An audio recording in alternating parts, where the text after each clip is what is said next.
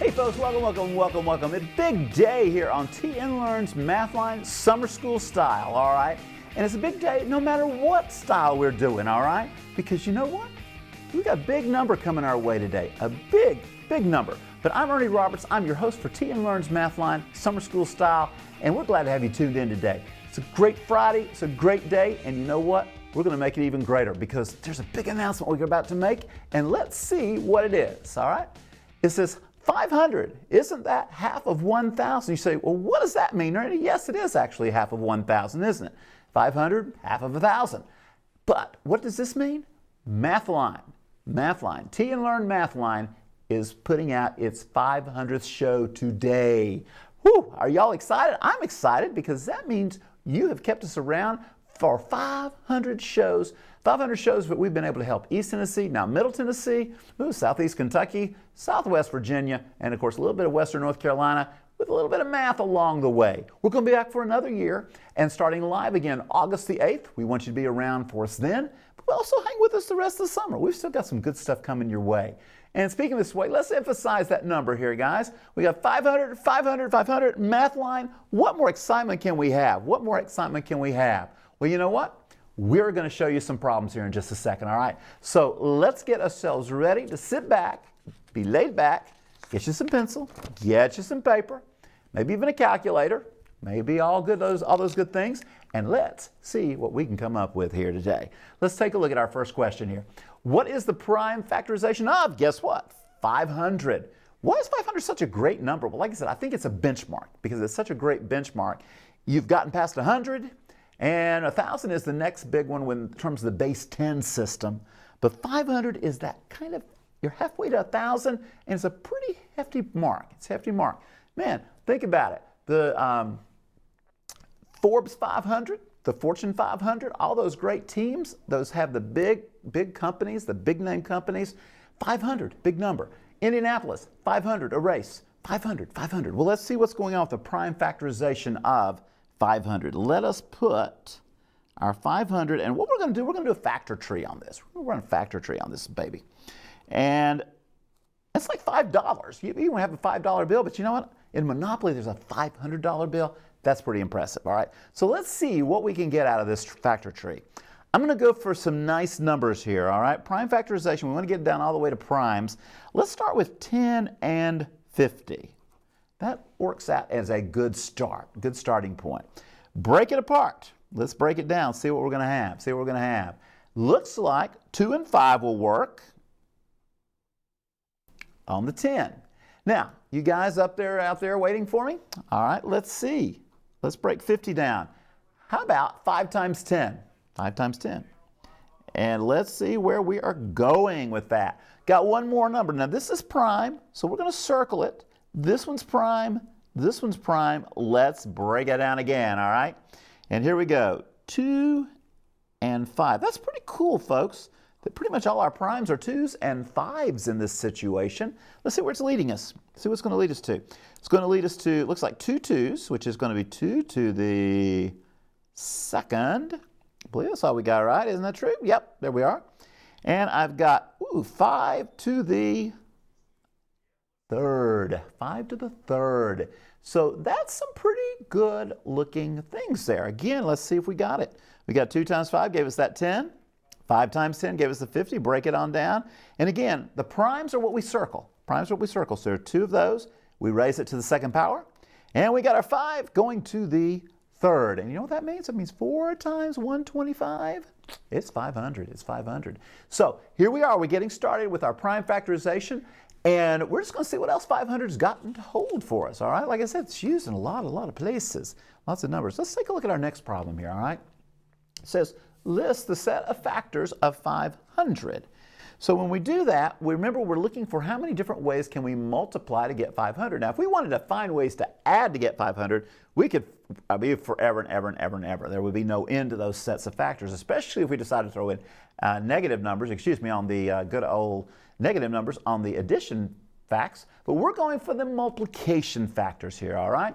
So let's take a look at it. First of all, it's pretty obvious. We know we can take 1 times the 500, all right?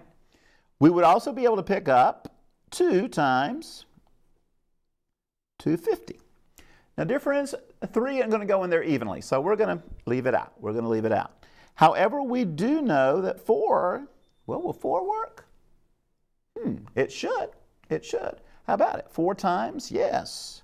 125. There you go. That's going to make us 500. About 6, another 6, 5. What about 5? Everybody's saying, well, don't miss 5. Yeah, we're not going to miss 5. We got 5 times 100. That's a nice combination. 6 isn't going to play out of this one. 6 is not going to play out very well. Now, I got a question. Let's go to the calculator on this one. I'm wondering, does 8 work? We've got a 2 and a 4. So many times we think that that should allow us to have an 8 going on, but maybe it does, maybe it doesn't.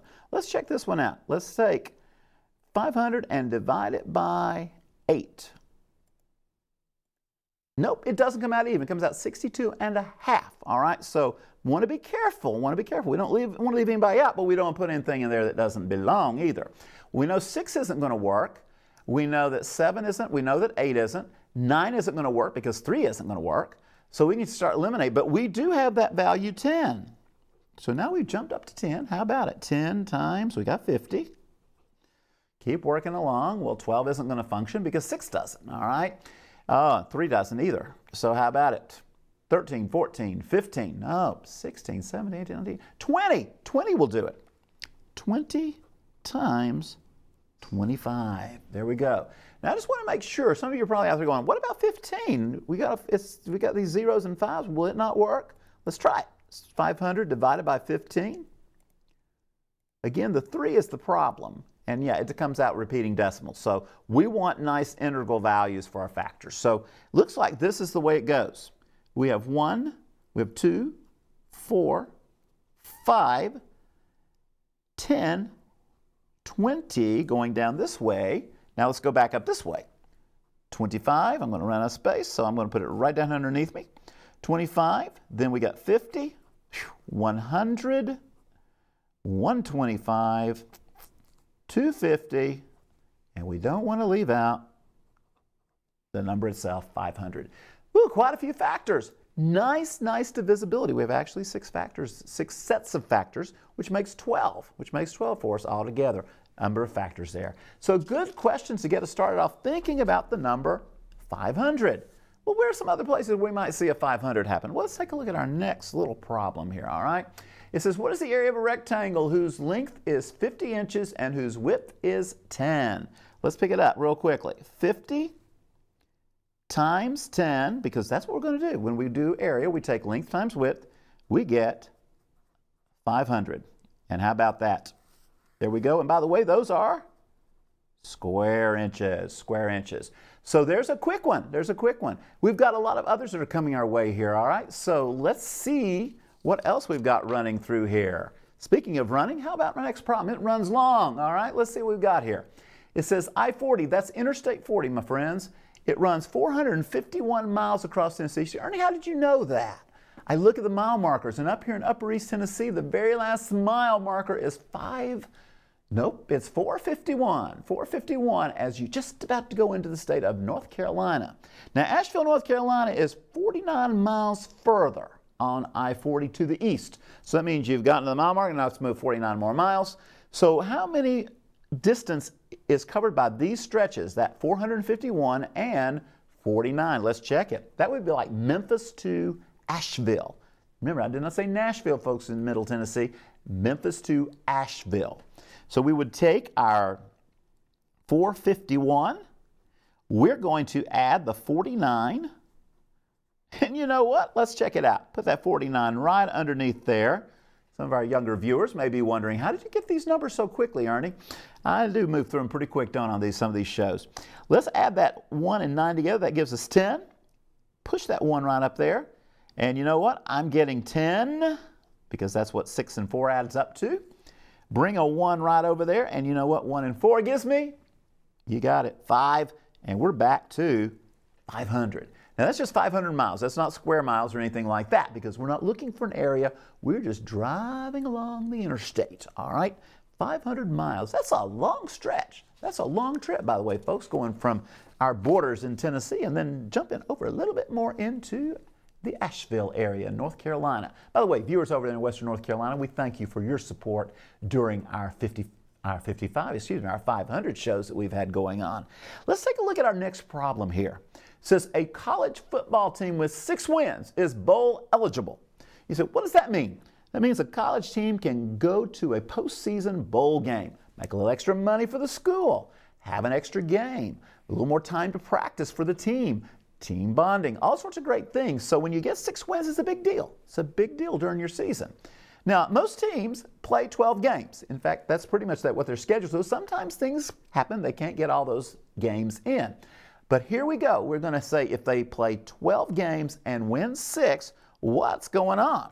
All right, so let's take a look at it. Let's take a look at what's going on. We take 6 and we divide it by 12. All right, now that's going back to percent problems. All right, and remember we say that's our base, which is 10 games. How many do we win? We won 6.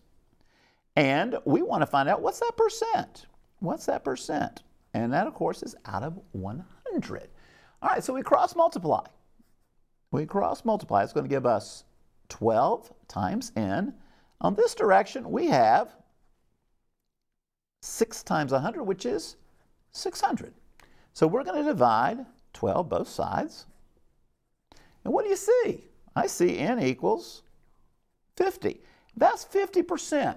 Now you say, Ernie, wait a minute, I thought this was going to have a 500 because everything else seems to have a 500 involved. When you listen to teams being talked about, they play at 500 level. Well, that's 50%. That's just like saying 500 out of 1,000. In other words, if we took it another decimal place, it would be about like 0.500. That would be what that 50% would relate to. And that's the way a lot of our sports teams, baseball, they take it to 3 decimal places. Football, college football, and pro football, they don't just leave 2%, they take to 3 decimal places. So they're playing 500 ball, all right? And they get to go to a bowl if they can do 500 bowl in college football things. So another place where we hear the number 500. So it is a great benchmark. It's a great benchmark. How about next one here? Another benchmark coming up. The Indianapolis Speedway has 4 curves, 1/4 mile each. We have 2 straights of 5/8 and 1/8 miles each. So in other words, we get 2 of each of those. We get 2 5/8 and we have 2 1/8 mile stretches. In one complete racing lap, by the way, that's a huge, huge track. Amazing track. If you see pictures, go Google that place, all right? It's amazing, the size, the scope. And this is where, by the way, the Indianapolis 500 is run in Memorial Day time, all right? So let's see what we've got going here. How much mileage is covered on this racetrack? So we're going to take 4 times our 1/4. All right, we're going to play the fraction game here. We're also going to take 2 times 5/8. All right. We're also going to add 2 times 1/8. So basically what's going on, these little parts are happening on the straightaways. These are happening in the curves, all right? And when you add all those spaces up together, man, you've got the full track. You've got a full track. And by the way, there's a little bit of straight going this way, a little going this way, and then they got the curves, the 4 curves. So that's how this track looks. That's how it looks. So let's take a little bit down out of the bottom here if we can and see where we're going to go with this. First of all, 4 times 1/4, that one's pretty easy. Let's drop a 1 underneath and watch things cancel out. Already, folks, there's 1 mile. By the way, I would just put a 1, and I'm going to put a mile on that, okay? Here, we've got, same thing, drop a 1 under our 2. Let's do a little bit of work on it. And as I am seeing here, as I see, and hopefully you all see too, we can do a little cancellation. That's going to give me a 4 and a 1 here. That gives me 5/4, 5/4. Now, quick in your heads out there, everybody. Think with me. Y'all with me? Everybody with me? Let's divide that 4 into 5 and make it into a mixed number. It's going to be 1 1/4 miles. All right? And last but not least, let's do our 2 times 1/8. We can do the same game. Put a 1 under there. Let's do a little cancellation. And we've got a 1 and a 4, and I'm getting 1/4 miles. Okay? Now, when we add those up, I've got 1 mile, 1 1/4, that gives me 2 1/4. And if I add one more fourth, folks, I've got a fourth and a fourth, which gives me 2/4, which is 1/2. Hey, so we've got a grand total of 2.5 miles. That's a major speedway. That's a major size right there, okay? So with that in mind, let's see what actually happens to get to the Indianapolis 500, all right? Why do they call it 500? It's 2.5 miles, all right? Let's check it out and see. Here we go. If a race lasts for 200 laps at the Indianapolis Motor Speedway, how much mileage are we going to cover? All right, so here's the deal. We start with 200, and that's the number of laps we're going to do. We're going to take that 200 times 2 1/2. 2 1/2. And you say, Ernie, could we make that a decimal? Yes, you could write 2 5/10. We could write it also as 200 times 2 5/10 with the decimal, easily. And what that's going to do is going to tell me how many miles, because basically each lap covers 2.5. We multiply that thing times 200. Let us find out. Let's actually go to the calculator first, then we're going to show you how to do it with the fractions also. 200, let's multiply it by 2.5. And you know what? Give me something. There it is. It's 500. That's why they call it the Indianapolis 500. So that's going to be 500 miles right there. All right, 500 miles. There we go. Guess what, my friends? That's the same thing as going from Memphis to Asheville. Same thing as driving from Memphis to Asheville. Instead, they do it in circles. They do it in circles for 200 times around this crazy track called the Indianapolis Motor Speedway. Now, let's play this fraction game over here. We got 200, and we're going to multiply. Remember, we get improper fractions over here. We make improper fractions. That's going to be 2 times 2. Add 1, we get 5/2. And bring a 1 underneath that 200. Just play your fractions. And look what happens. We get the same value. We're going to get 1. We're going to get 100 left over here. Pick it up. 100 times 5.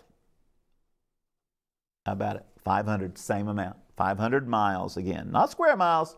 And they're going around in circles, yes, but they're still linear miles, all right, that they travel. So some good examples of where that number 500 is. So we think it's pretty cool that we are at 500 shows today. At 500 shows. Now, let's look at this next statement here. Yes, that was the question at the beginning. The answer is yes, 500 is half of 1,000. Now, how do I know that? Well, how about it? Let's just divide 2 into 1,000. You guys ready to watch this? Let's see how this works. Divide 2 into 1,000. It goes 5 times. 5 times 2 is 10. And you know what? We got 0 left to go. So that's why it's important, folks. It's a half of 1,000, another big numerical benchmark. Another big numerical benchmark. Now, let's look at something else here. Thinking in terms, when we think in terms about this situation that we've been looking at here, the big number 500, it's a great number. It's a great number. And you know what? I've thrown some things here called metric, all right? A little bit of metric system. Now, if you think about it, folks, our metric system is based all with base 10, all right? It's based in the base 10. So a meter, a liter, a gram, all those are our small terms. Now, go back over the notation here. We're just going to do a little metric lesson today, all right?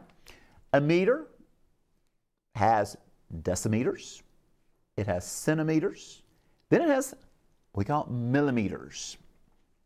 Now, if we look at 1 meter, okay, that's 1. So 1 meter equals to 1,000 millimeters. Our question is about what does 1/2 a meter do for us? What does 1/2 meter do for us? Well, what do you think? Not a long question out there, is it? Because we've been saying it over and over today. What is 1/2 of 1,000? A half of 1,000 is going to be 500. Now, folks, these are equivalent measures. We get nervous about metric system. We get nervous about the metric system for a simple reason. We've been used to doing inches, feet, yards, miles, all those good things.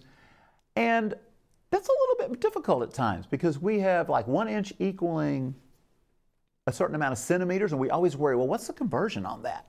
Or 1 centimeter equals how many inches? We always get nervous about that. That's not what the metric is about. The metric is about just relating it off the meter, okay? So instead of worrying about, the 12 inches in a foot, those kind of things, and trying to convert that to a meter, or what does a meter look like in terms of a foot or in terms of a yard, we just need to play off the numbers 10, 100, 1,000. Those are the big benchmarks, okay? 10, 100, and 1,000. And when we get half of a liter, by the way, where do y'all have half liters? Those bottles of water you drink. And in this case, half a meter, it's just that. You'll see that a lot of times in races. We look at a different amount of meters and stuff there. So how many millimeters are we working with?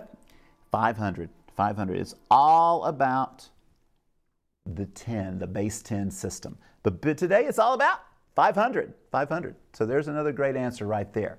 Now I mentioned the liters. We drink liters. 2-liter drinks. And we actually put how many ounces those are on the bottle, you know that?